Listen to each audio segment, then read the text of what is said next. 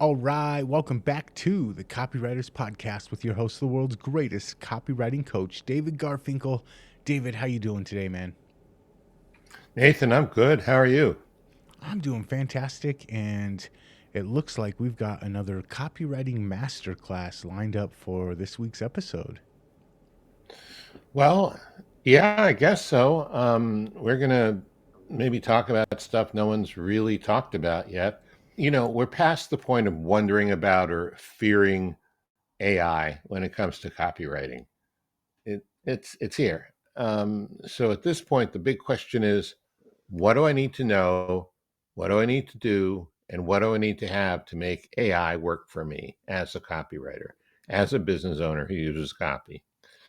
I say this because copywriters at all levels of skill and in all niches are using AI in all kinds of ways. It's no longer the new thing. It's part of the business and it continues to grow in importance and the ability to do more and complex things as well. But you have to grow with it. Many people think they can say, write like the world's greatest copywriter and AI will read your mind. Pro tip, it won't. It will read millions of pages of data in its own library, and they may or may not have anything to do with what you think great copy is like. So, we decided to put together today's show to talk about three things you need to get working for you with copywriting so you can avoid the frustrations of the past with AI. Those three things are mindset, skill set, and tool set. And we'll start our conversation just as soon as we talk about the other thing you need. Copy is powerful. You're responsible for how you use what you hear on this podcast. And most of the time, common sense is all you need. But if you make extreme claims and if you're writing copy for offers in highly regulated industries like health, finance, and business opportunity, you may want to get a legal review after you write and before you start using your copy. My larger clients do this all the time. Okay, so I thought we could talk about this together because you've been in using AI successfully longer than I have, and you have a lot of experience with it. Let's talk about mindset. The way you think about AI, your mindset, that's the first piece. It's vitally important. And understand AI is a tool. It's not a magical genie that gives you three wishes. If you understand that AI is a tool, it can be very helpful as a partner or as a junior copywriter. But when you expect it to make all the decisions for you without you doing some of the groundwork thinking first, that's where you get into trouble. So the first piece of this key is don't expect AI to know your market. Don't. It's up to you to find out and tell the AI as clearly and specifically as you can. Now, AI can help you do the research, but you have to drive. You have to tell it who your market is. The better information you can give it, the more definitive, the better result you'll get in the end. Once you have the information, AI is really good at sparking ideas or handling lots of small details in your work. But again, understand it's up to you to guide the conversation or manage the handling of small tasks. Realize that as smart as it seems, it's really clueless until you give it good direction. When you move up to the driver's seat and stay there, AI works a whole lot better. This is a really important first part of the first mindset piece. I like that you mentioned, and Jason Parker is kind of the guy that made me see this, is treating AI kind of like a copy cub rather than just expecting it to do all of the work with a single prompt. Knowing how to massage it, knowing how to direct it, knowing how to give it the instructions on how you want it to perform, and then not just going with the first draft that it spits out, but going back and being like, I really like this, but we need to tone this down 10% and maybe increase this factor and maybe tweak this a little bit.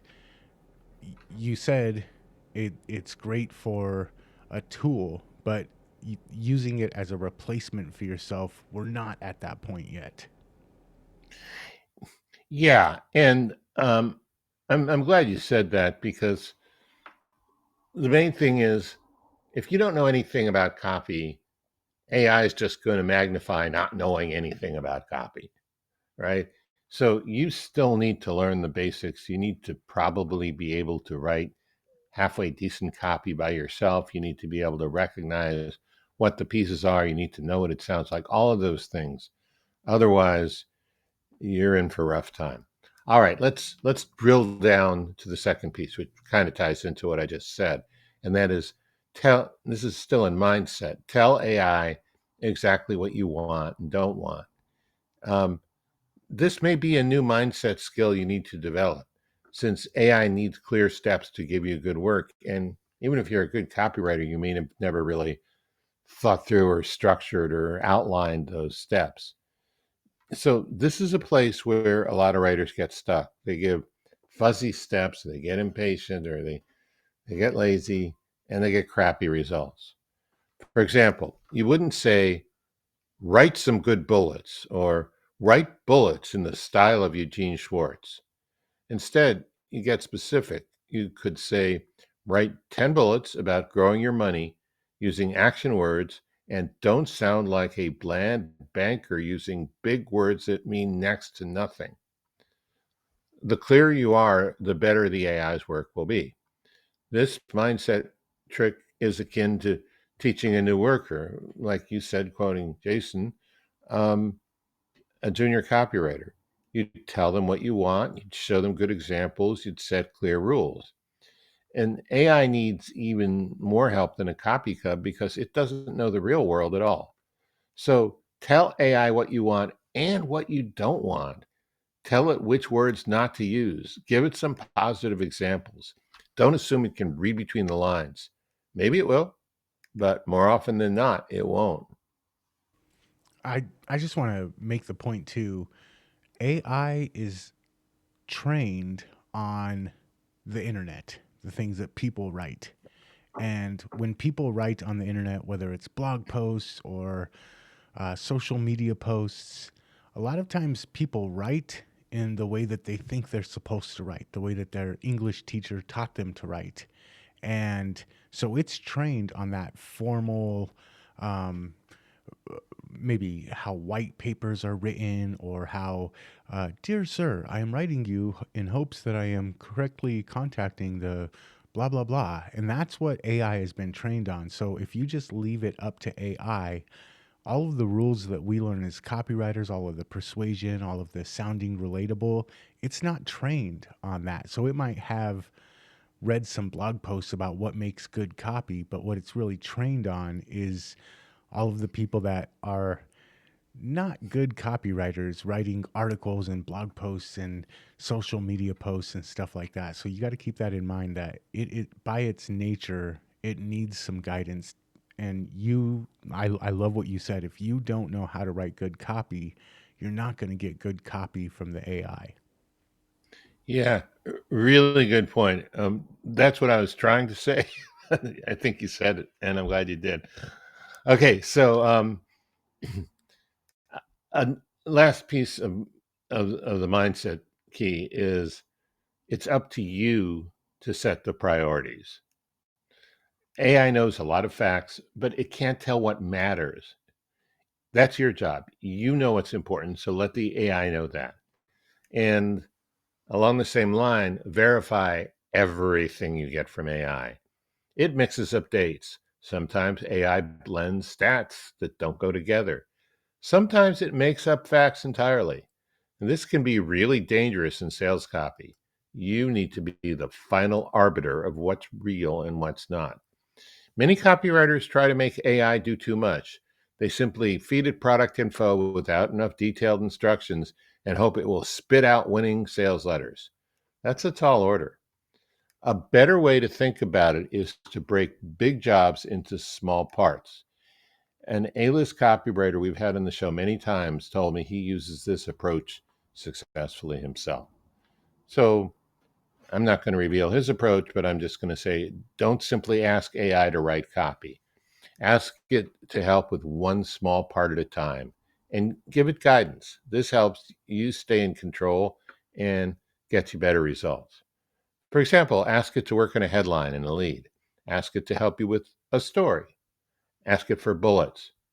Give it good raw material and then take responsibility after the fact for turning what it gives you into good copy. All of what we're talking about today can save you a lot of time and effort, but you need to have the right mindset to get the kind of results you want. And or if you're using AI to write copy for offers in highly regulated industries, like have a legal Yeah, review before you let it that's go. right. Because if you think you're a good liar, wait till you see what AI can do. Okay. Um, second key piece to writing copy with AI. So we talked about mindset. Now we're going to talk about skill set. What do you need to learn how to do to make AI really help you? Well, the first major skill is writing prompts that work. And a lot of the information out there about prompts is not very good when it comes to copywriting. But what is a prompt? It's simply just telling the AI what you want. And here's the right way to do it. Think of prompts like recipes. When you find ones that work, save them. Now, here's a basic checklist for good prompts. Each prompt needs to tell the AI what you want, how you want it, what to skip, what tone you want it written in, and your rules.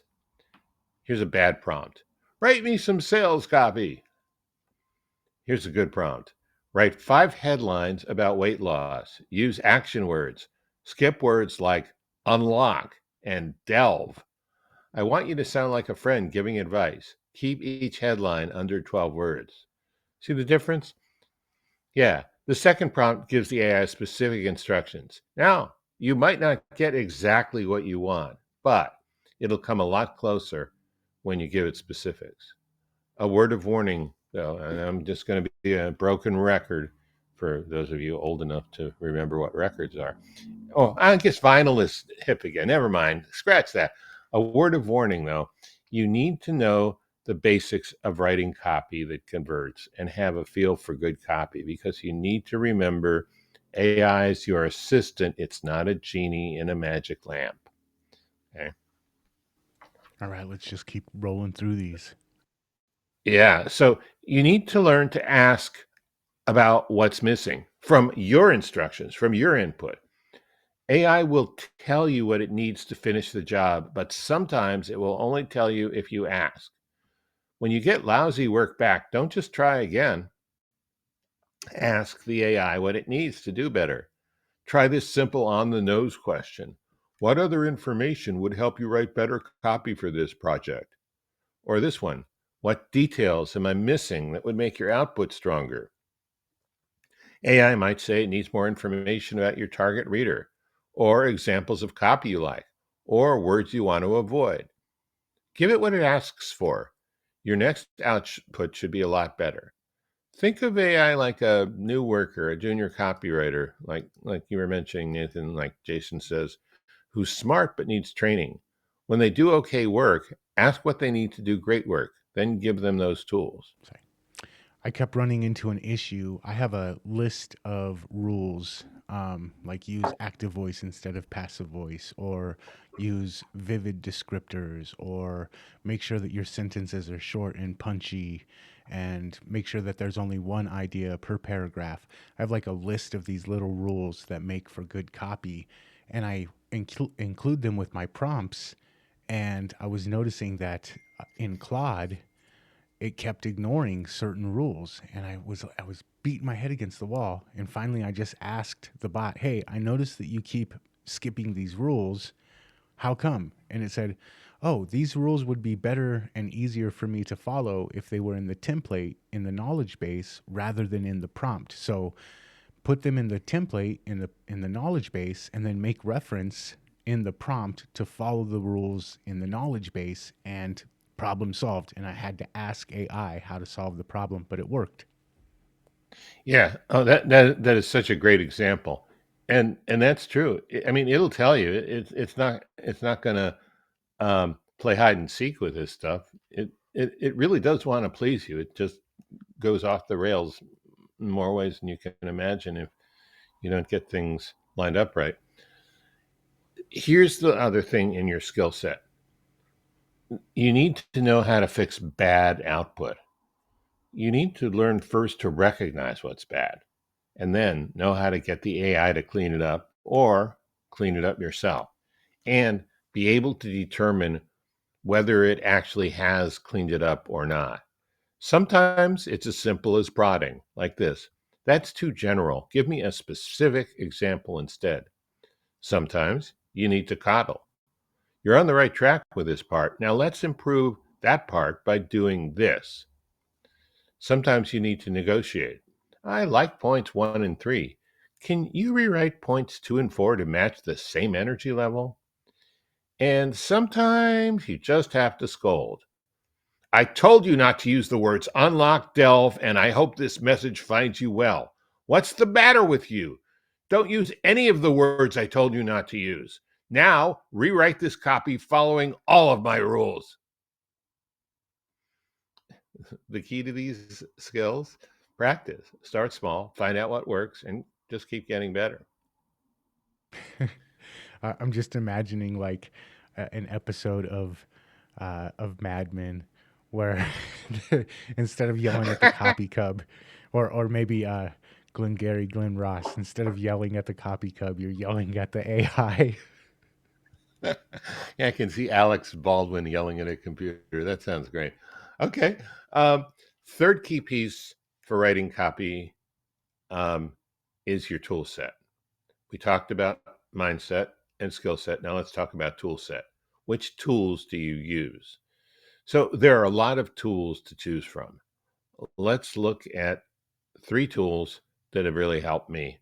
And Nathan, feel free to throw in, because I know you've experimented with a lot of things that I haven't even tried yet.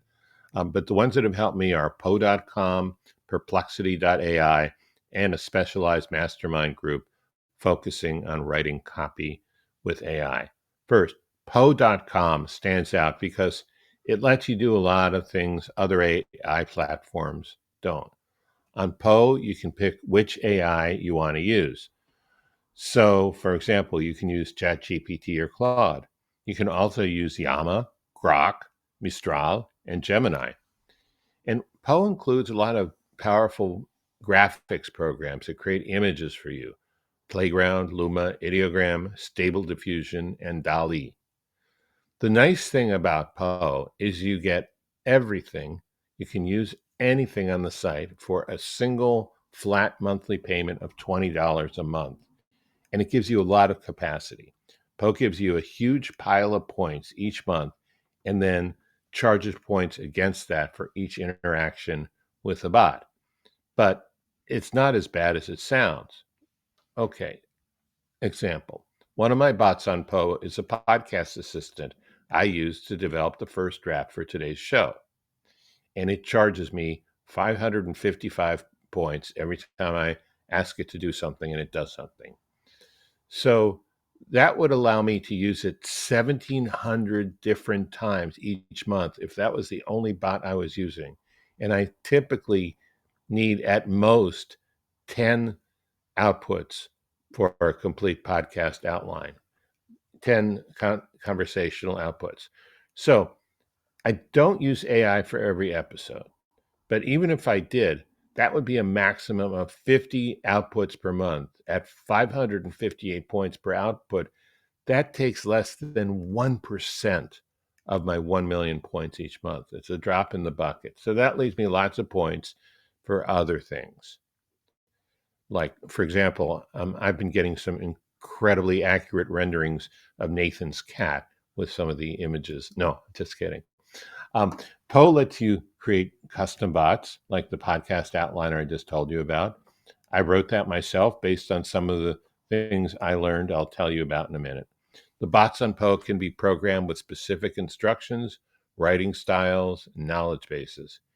It takes some learning curve to figure out how to use Poe, but it's much easier than a lot of other things I've had to learn. It's nothing like computer programming, and in terms of difficulty. And I can tell you, even with all the learning and the prompt writing and the false starts, even accounting the time I put into that. I've saved hundreds of hours since I learned about Poe 6 months ago.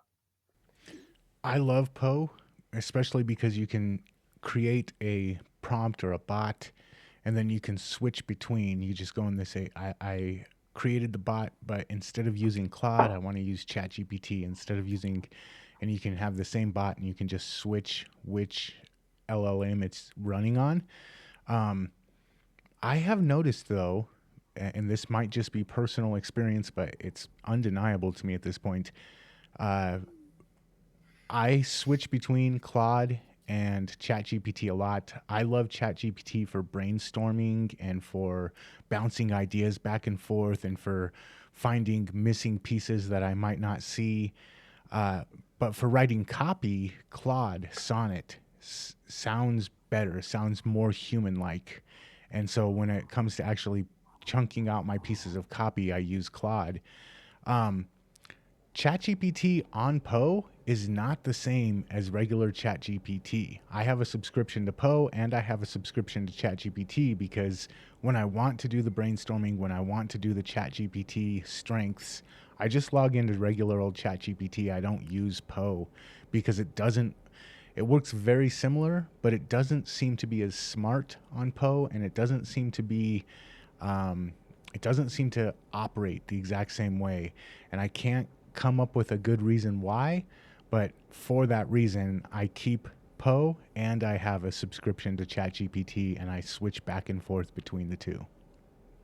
I have the same. I have a paid subscription to ChatGPT and a paid subscription to Claude.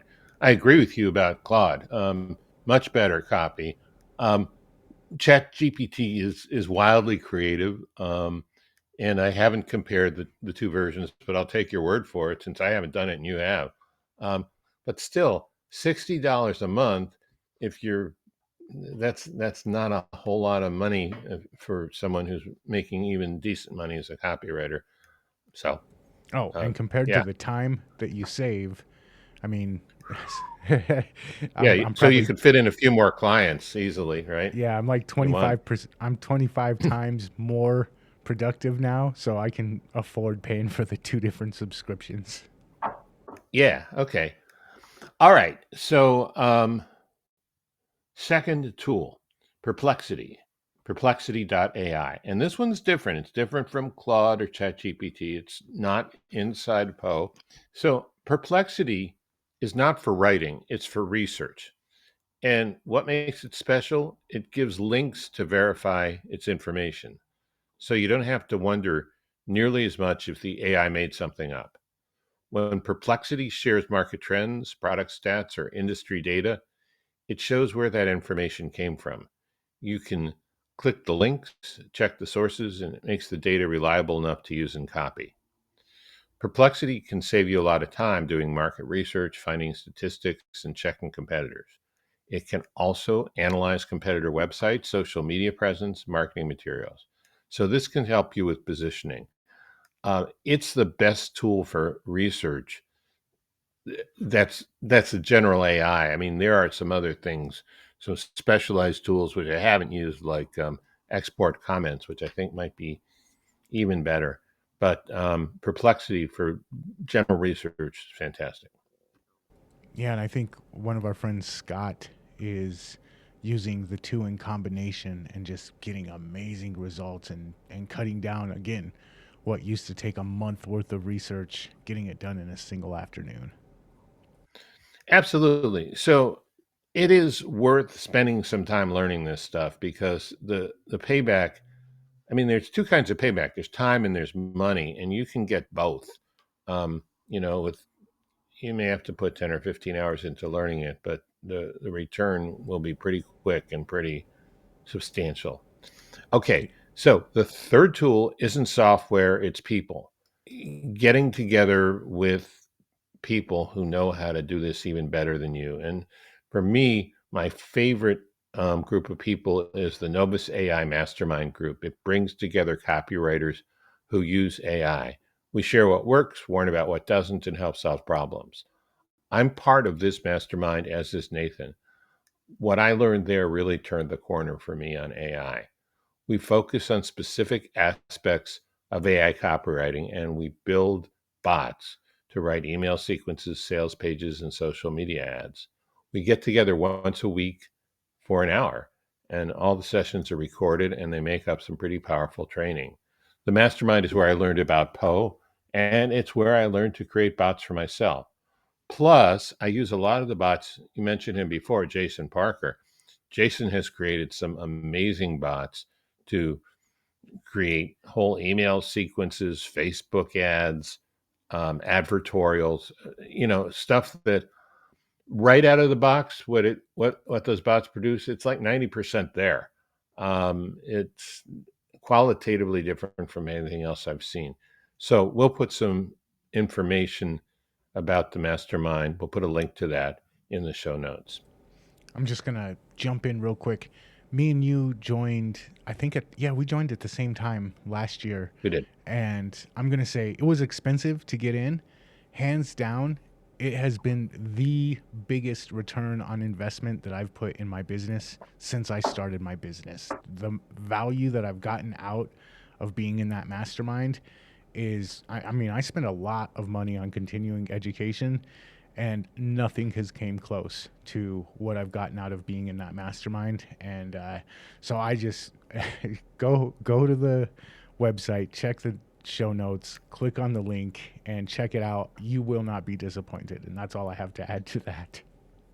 Yeah, and I would say I spent almost $100,000 a couple years, couple maybe a decade ago, on um, a master's degree and part of a doctoral program, and I've gotten more out of this for a fraction of that cost.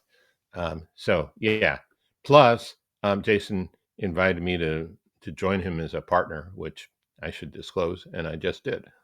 All right, so here's a recap of what we talked about today. 3 keys: mindset. Look at your AI as an assistant or a partner, not as a genie in a bottle. Realize you need to tell it what and what not to do in much greater detail and much more precision than you thought to get the results you're looking for. And remember, AI knows everything, so it knows nothing. I'll say that again. AI knows everything, so it knows nothing. It needs guidance, and you need to stay on your toes. It will and can make things up or get things plain wrong. So, you know, be the watchful worker, be in the driver's seat. The second thing is skill set. Writing initial prompts or sets of prompts. The only way I know to do and save these sets of prompts is Poe.com. I think you can probably do that, with custom GPTs. I don't know how to do that, and there are probably other ways, but that's a good skill set. Um, skill. Knowing how to ask for what you left out in prompts and knowing how to use the information you get back. AI will tell you what you need to know, but you got to ask. Okay. And knowing how to push back when the AI isn't delivering what you want or it's delivering the wrong information. Sometimes it's prodding, sometimes it's coddling, sometimes it's negotiation, and sometimes it's scolding. Okay. So that's the skill set. And the tool set. Poe.com is really helpful. You can store prompt sets and you can use different AIs. You can use a lot of information in a given task. Perplexity AI is great for research with verifiable links. And the Nobis AI Mastermind, we're both members.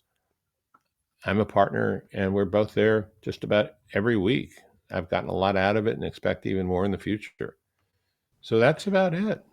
All right, man, a masterclass in AI copywriting. Thank you so much for putting this together today, David.